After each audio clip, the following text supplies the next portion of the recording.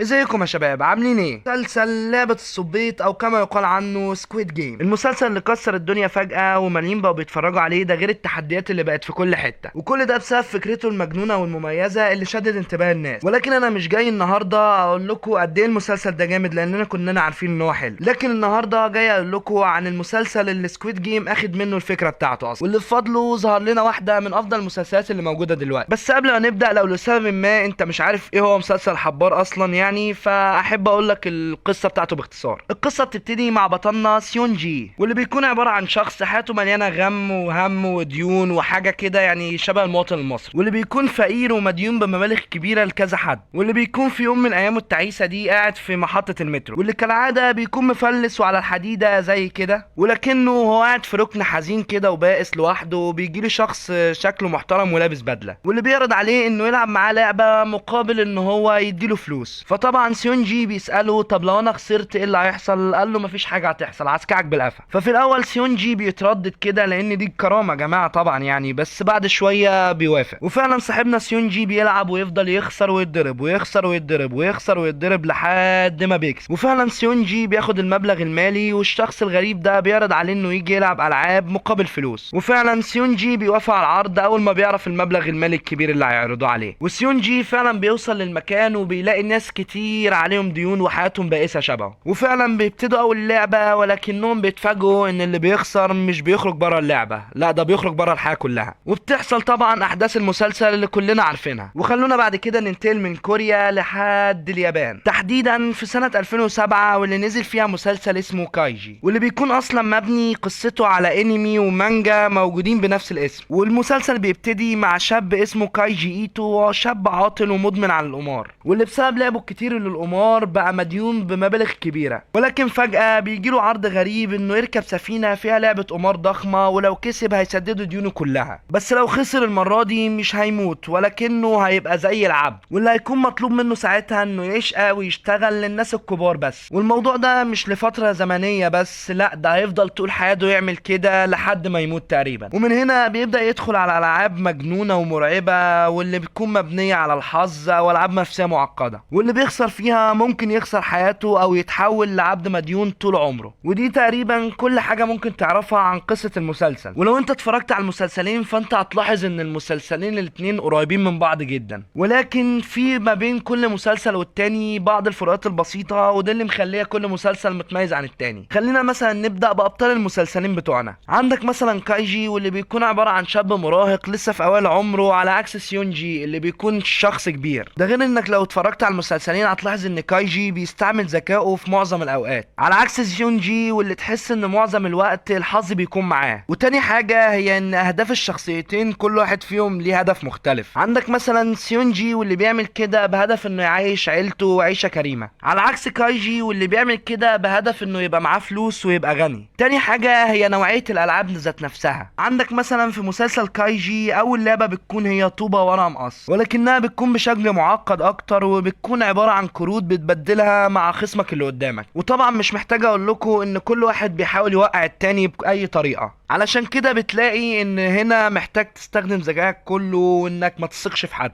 على عكس بقى اول لعبه في سكويد جيم واللي هي جرين لاين ريد لاين، واللي بتحتاج بس ان انت تبقى مركز مع العروسه اللي بتقول كده. وتاني لعبه في مسلسل كايجي هي لعبه الجسر الحديدي، واللي لازم تعدي فيها على جسر معدني رفيع كده فوق ناطحه سحاب، واللي بيكون شبه تحدي الجسر الزجاجي اللي في سكويد جيم. ده غير ان فيها العاب تانية كتير واللي تعتبر يعني مش قريبين من بعض قوي. تالت حاجه واللي بيعتبر فرق ما بين المسلسلين جامد قوي، واللي هو الجديه والظلام في المسلسل. واللي انت مثلا لو جيت لمسلسل كايجي هتحس ان انت دخلت عالم سوداوي وكئيب، على عكس مثلا مسلسل سكويد جيم واللي هتحس انه مدي طابع كرتوني اكتر حتى لو في مثلا موضوع القتل وكده. ده غير ان الشخصيات في مسلسل كايجي فعلا تحسسك انهم معظمهم مرضى نفسيين اصلا. طب هل فعلا بقى يعني نتفليكس سرقت المسلسل بتاع لعبة الحبار ده فعلا ولا لا؟ ولكن مخرج لعبة الحبار ساعتها قال ان هو كاتب المسلسل ده من 2008 اصلا، ولكنه كان بيدور على حد يمول مشروعه او المسلسل بتاعه. فالفرق الزمني اللي ما بين مسلسل كايجي وسكويد جيم هو تقريبا سنة، ففعلا ممكن يكون اخد منه بعض الافكار. في النهاية لو عاوز رأيي ما بين مسلسل لعبة الحبار وكايجي، فصراحة انا افضل كايجي، وده لانه فعلا بيدخلك جوه اجواء المسلسل وبيحسسك ان انت متوتر اكتر من الشخصية اللي بتلعب. ممكن نقول ان لعبة الحبار ما كانتش اول عمل بالفكرة دي، لكنها قدرت تجمع ما بين كل الحاجات دي وتقدمها بشكل ممتع. واكتب لي رايك في الكومنتات، هل شايف ان ده سرقة ولا مجرد الهام من المسلسل وبس؟ وما تنساش تعمل لايك وسبسكرايب وتفعل زر الجرس وتتفرج على الفيديو اللي قبل ده، هيعجبك ان شاء الله. وما تنساش تكتب لي في الكومنتات عاوز نتكلم عن ايه الفيديو الجاي، وسلام.